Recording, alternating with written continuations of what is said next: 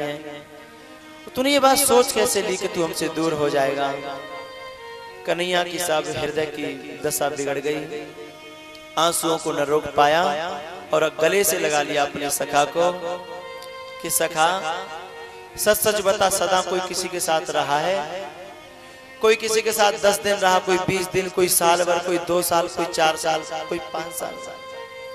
अरे खास माँ बेटा दूर हो जाते हैं, बाप बेटा दूर हो जाते हैं, माँ बेटी दूर हो जाते हैं, बहन बहन दूर हो जाती हैं, भैया भैया दूर हो जाते हैं। सदा कोई किसी के साथ रहा क्या? एक दिन तो सबको भी छोड़ना है, सबको दूर होना है। ये संयोग तो विधना का खेल है। भगवान समझा रहे हैं उस सखा को, लेकिन सखा की समझ में कोई बात नहीं आ रही। बोले लाला सुन, ये सब बातें हमसे मत कर, और हम नहीं जानते, हमें छोड़, हम तुझे छोड़ के कहीं नहीं जाने देंगे। बस जब कन्हैया रो पड़ा तो लाला की आंखों, उस सखा की आंखों में भी आंसू आए और जाकर के सबसे बोला, क्यों भैया? अरे देखो आज उस लाला को क्या हो गया, पता नहीं, न खेल रहा है, न हंस रहा है, न बोल रहा है। सखा ने जाकर के सब सखा को बुला करके और कन्हैया के पास आकर के कहा, लाला बात क्या है? सब सखाओं से बार बार मिलता है और जिस सखा को देखता है ना उसे देख करके रोना आता है कि इसकी पीठ पर मैं बैठा था, ये मैंने अपनी पीठ पर बिठाया था, एक दिन इससे झगड़ा हुआ था, माखन की चोरी करने गए थे, एक दिन ये पकड़ा जा रहा था, मैंने इसको भगाया, मैं पकड़ा गया था, दिनों रात का उनका संग था। भैया जैसे कोई बेटी जब उसकी शादी होती है ना तो उसे अपने घर का हर एक कोना याद आता है कि ये मेरा कमरा आज के बाद मेरा नहीं रहेगा, ये मेरे खिलौने, ये मेरे वस्त्र, ये मेरी सखियां, ये मेरी गलियां, ये सब मेरे चाचा ताऊ चाची ताई, उन सबको देखकर के उसको रोना आता है, क्योंकि सब पराये हो जाते हैं कुछ ही क्षणों में। बस पंडित जी मंत्र बोलते हैं, बंधन हो जाता है, साथ ही भावर पड़ी और बेटी पराई हो गई, फिर उसका कुछ नहीं रहता वहां। तो उसे हर चीज को देख करके रोना आता है कि आज तक सब पे मेरा अधिकार था, मेरा घर, लेकिन अब यदि ससुराल वाले भेजेंगे तो मैं आ पाऊंगी, नहीं भेजेंगे तो नहीं आ पाऊंगी। और मेरा भैया भी मुझे बुलाए बुलाए न बुलाए, ये सोच सोच करके वो रोती है। आज कन्हैया भी ये सोच सोच करके कि इन सखाओं ने मेरी कितनी सेवा करी है, मेरा कितना मुझे आनंद दिया है, दिनों रात हम साथ रहे, लेकिन अब क्या होगा, ऐसा सोच करके सब शाम हो गई। और जब वृंदावन लौटे तो एक सखी जो है ऊपर छत पर बैठी रोज इंतजार करती थी और ऊपर से फूल फेंकती थी। आज जब कन्हैया आए तो न मुरली बज रही थी और न नाच गान हो रहा था, कुछ नहीं। भगवान आए, ऊपर से उस सखी ने फूल फेंका।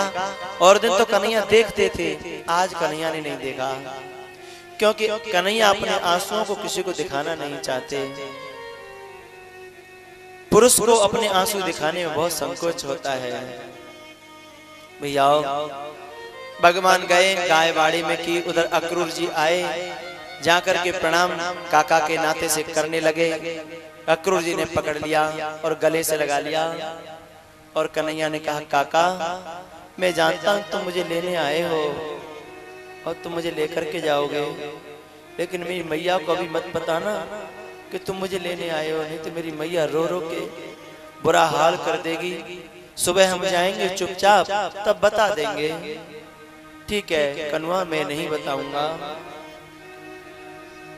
नंद बाबा और अक्रूर जी ने परामर्श किया और ब्रज में खबर फैल गई, न जाने कैसे, उस रथ को देख करके कि लाला सुबह जाएगा, कन्वा जो है उसको अक्रूर लेने के लिए आए हैं।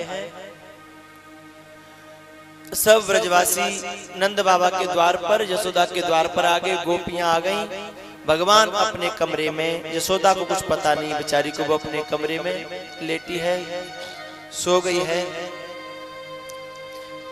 गोपियों ने कहा, सखाओ कन्हैया से ये तो पूछो कि वो हमें छोड़ के जाना क्यों चाहता है, हम पे गलती क्या हुई है? हमने उसकी शिकायत करी थी इसलिए, हमने उसे नचाया था इसलिए, हमने उसको उखर से बंधवाया था इसलिए, उसे पूछो तो सही।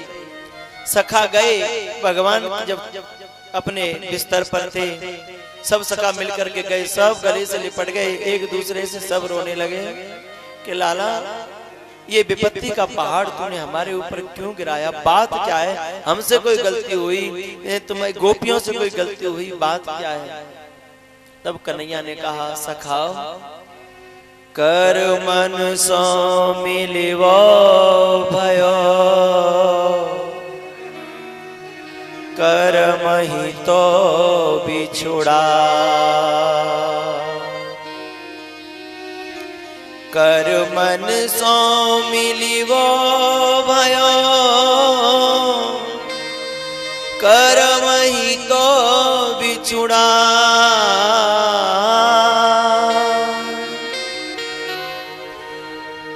बावर कर्म संहार ले, आंसू काहे बहा। भैया हमारा तुम्हारा किसी जन्म का कोई कर्म था जो हम तुम मिले, और जितने दिन के लिए कर्म था उतने दिन मिले, अब हम तुमको जाना है, वियोग भी निश्चित है और मिलना भी निश्चित है।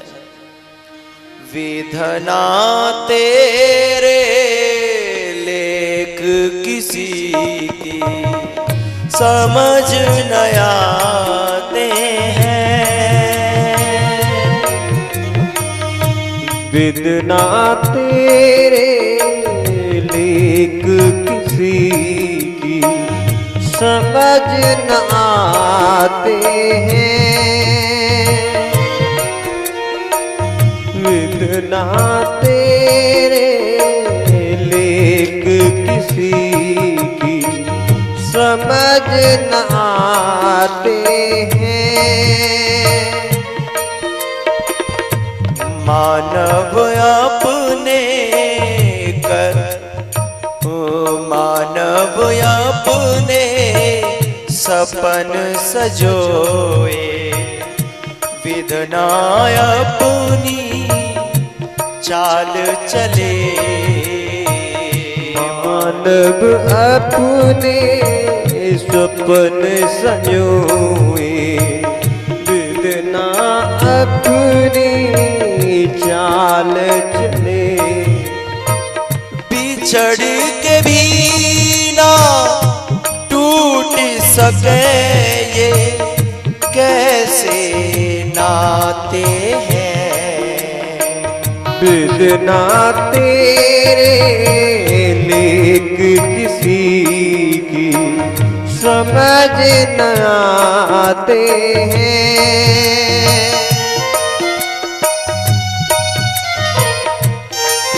गोपियों की रोने की आवाज माँ यशोदा के दरवाजे तक, माँ यशोदा जग पड़ी,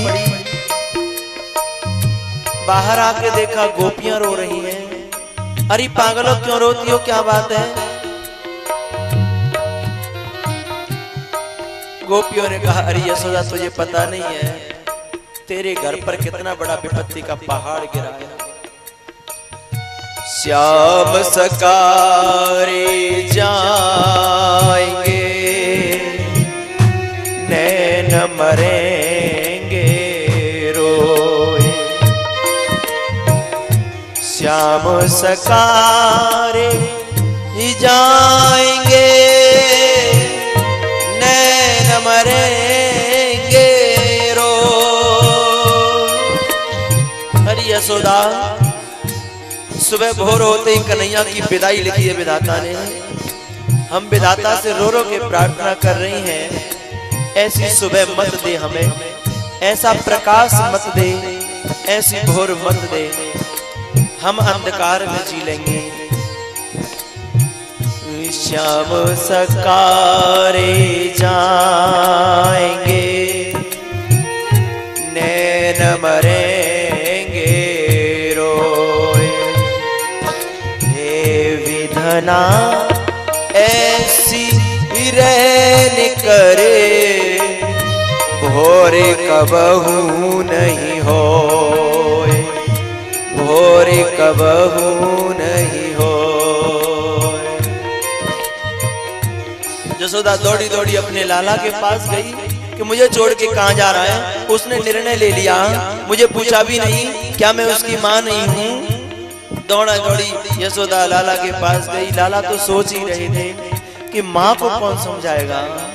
सारी दुनिया के रिश्तों को समझाया जा सकता है, लेकिन माँ को समझाना बहुत कठिन होता है। कितना निर्मल और पावन है माँ बेटे का नाता।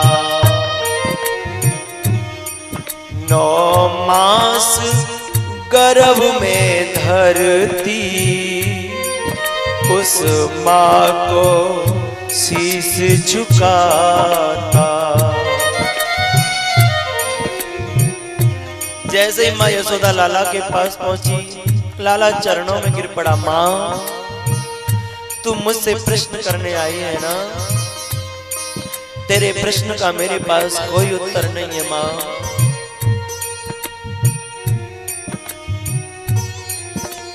संसार में सदा कोई किसी के साथ, यशोदा ने कह दिया कि मुझे नहीं चाहिए तेरा नाम पाम, मैं तुझे अपने से दूर नहीं करना चाहती हूँ, बस तू अब आगे नहीं बोलना।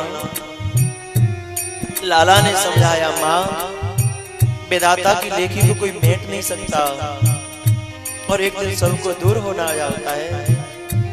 योगी पूरब जन्म की मैया पहले जन्म की, गति नहीं जाने कोई, मिलन वियोगा होत है, ये मिलन बिछोहा होत है, पूर्व कर्म के योग। मैया ने समझा कि अब ये मानेगा नहीं, ये निर्णय कर बैठा है तो इसे कौन समझाए। मैया के आंसू पहुंचे और मैया को अपने कमरे में छोड़ करके भगवान दोबारा अपने कमरे में आ गए। अब मैया को नींद कैसे आए। लाला लेट गए। मैया ने सुबह जल्दी से ब्रह्म मुहूर्त में आकर के लाला के माथे को सहलाया, और आज सोचती है लास्ट अंतिम बार देख लूं, दर्शन कर लूं। बिछुड़ने के बाद तो पता नहीं कब कौन का मिलना होता है। लाला को जगाया, नहलाया, धुलाया, श्रृंगार किया, मोर मुकुट बांधा और माथे को चूम करके तिलक लगाया। दही, चावल, माखन खिला करके माँ कहती है बेटा तू जहां रहे सुखी रहे, और सुन हमारी याद मत करना, हम तो सब ठीक रहेंगे, अपना ख्याल रखना। भैया संसार के जितने रिश्ते नाते होते हैं ना, उन सब में स्वार्थ होता है, लेकिन माँ बेटे के नाते में कोई स्वार्थ नहीं बता सकता। बाहर से कोई किसी का बेटा फोन करे घर पे, बहन को पूछे क्या लाऊं, बहन बता देगी। पत्नी को पूछे क्या लाऊं, पत्नी बता देगी। भैया को बता देगा कि मेरे लिए ये ले आना। लेकिन जब माँ के कान पर फोन पहुंचता है ना, और बेटा पूछता है माँ मुझे छुट्टी मिल गई है, मैं आ रहा हूँ, बता तेरे लिए क्या लाऊं। तो माँ कहती है तू आ जा, मुझे तेरे से नहीं चाहिए, मुझे तू चाहिए। और क्या खाएगा, मैं ताजा ताजा बना के रखूंगी, बता। बस अपने बेटे का ध्यान रखती है माँ। कोई बात नहीं बेटा, अपना ख्याल रखना, और जब तुझे कभी माखन मिश्री की याद आए ना, तो मेरे पास सूचना भेज देना, खबर भेज देना, मैं तेरे लिए वहीं भेज दूंगी। माथे को चूमा, गले से लगाया। सब गोपियों से भगवान मिले, सब सखाओं से भगवान मिले।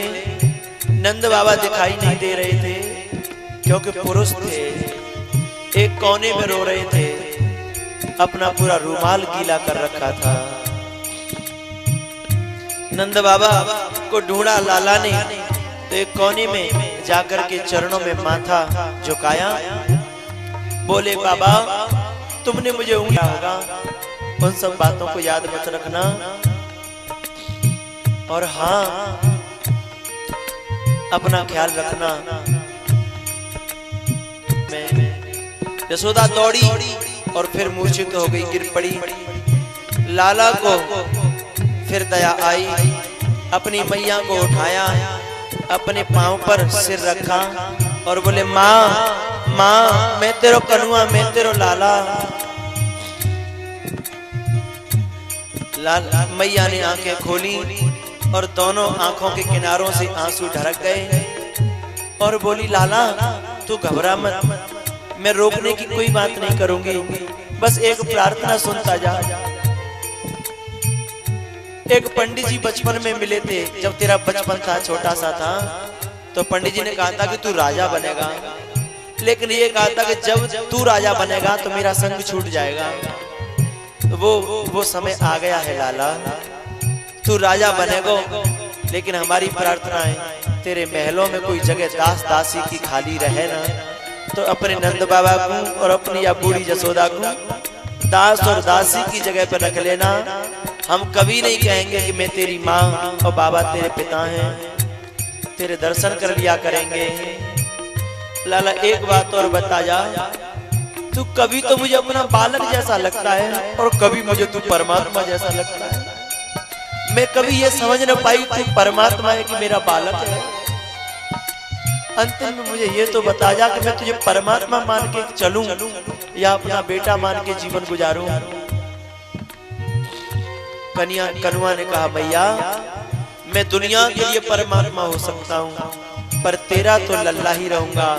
जब भी लोग कहेंगे तो यशोदा का लाला, यशोदा का लाला कहेंगे, तेरा नाम मेरे साथ रहेगा। भैया माँ को समझाया है और पुनः रथ पर चढ़े हैं। अब गोपियां सब इधर उधर रोती हैं और कहती हैं कि हे विधाता तूने ये रीति क्यों बनाई, तूने ये सब संयोग क्यों बनाए, तू भी बड़ा निष्ठुर है।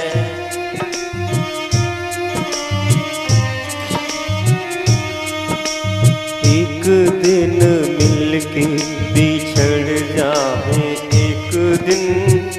एक दिन मिलके बिछड़ जाए, एक दिन किसने बनाई ये रीत रे, अपने पराए हो जाए एक दिन, कैसी ये दुनिया की रीत रे।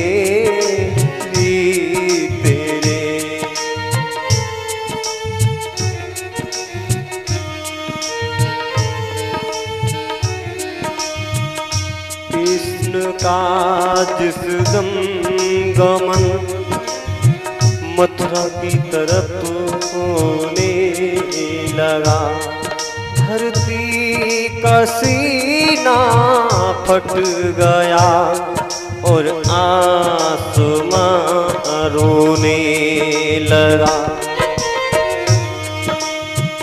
गम भरी ये बात है,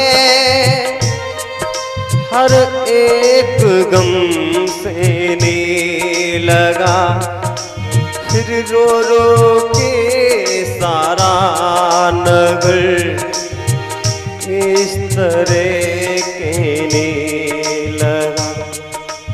एक दिन मिलके बिछड़ जाए, एक दिन किसने बनाई ये रीत रे, रीत रे।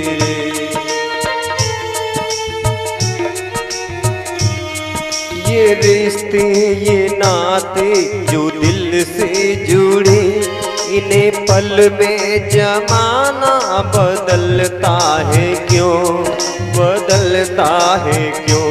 प्यार बन के जो सांसों पे हर पल रहे, बन के आंसू वो आंखों से ढलता है क्यों, ढलता है क्यों।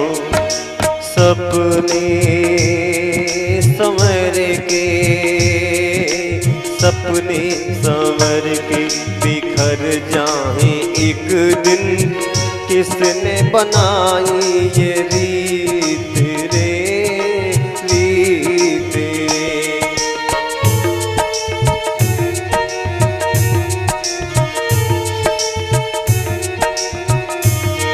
विदाई के माने जुदाई नहीं है, जुदाई नहीं है।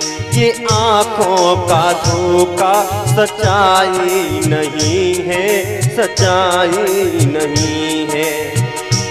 साथ छूटे भले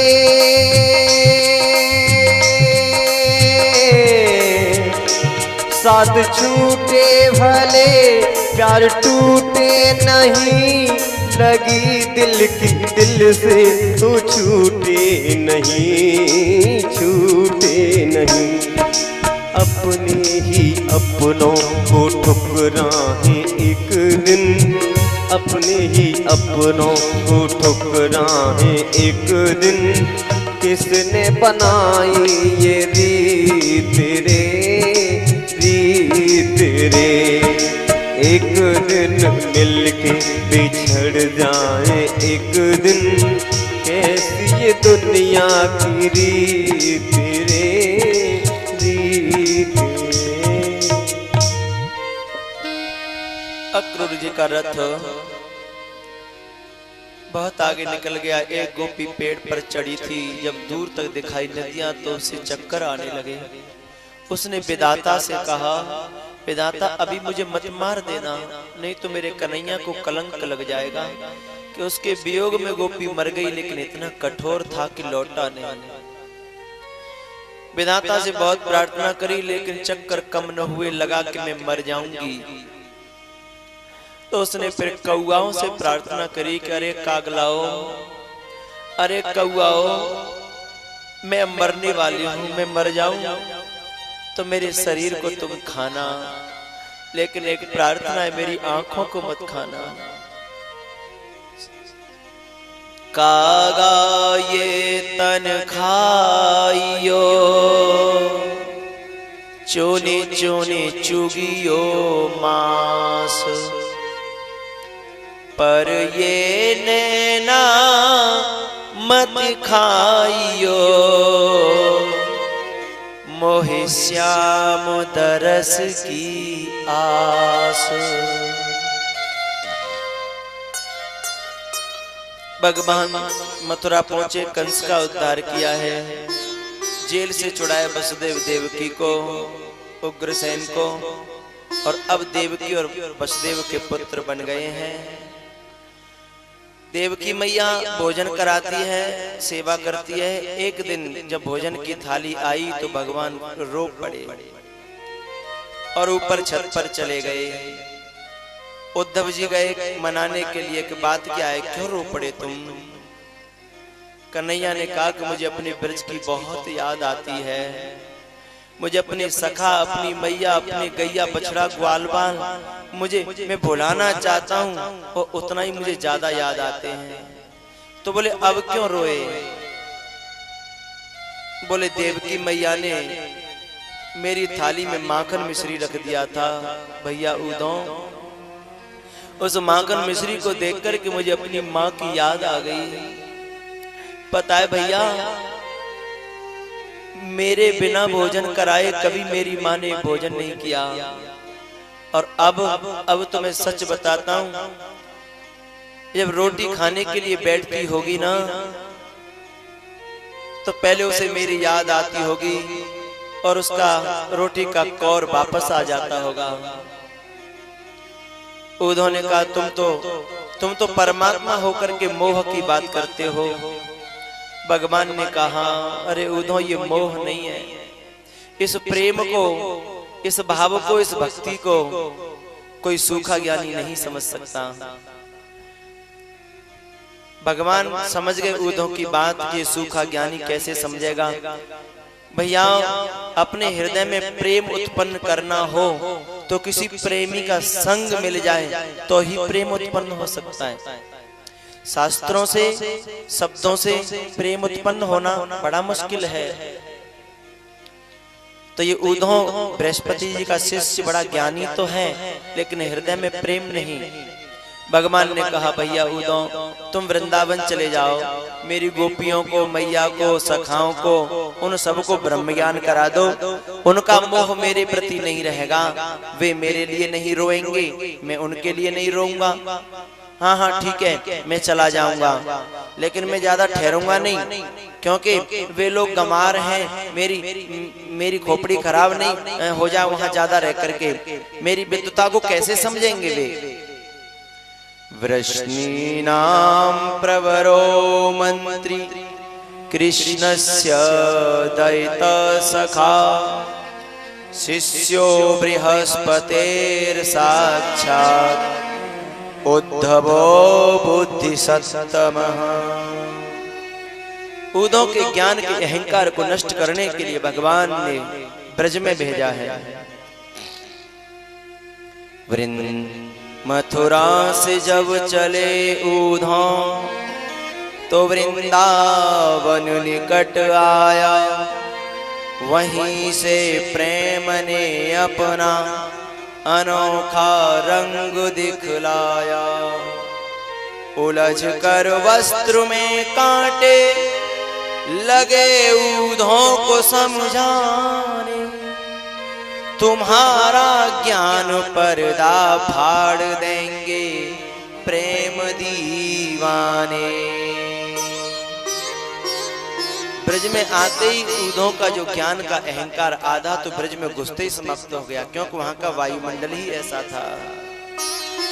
उद्धव ने ब्रज में देखा कि गोपियां झुंड बना बना कर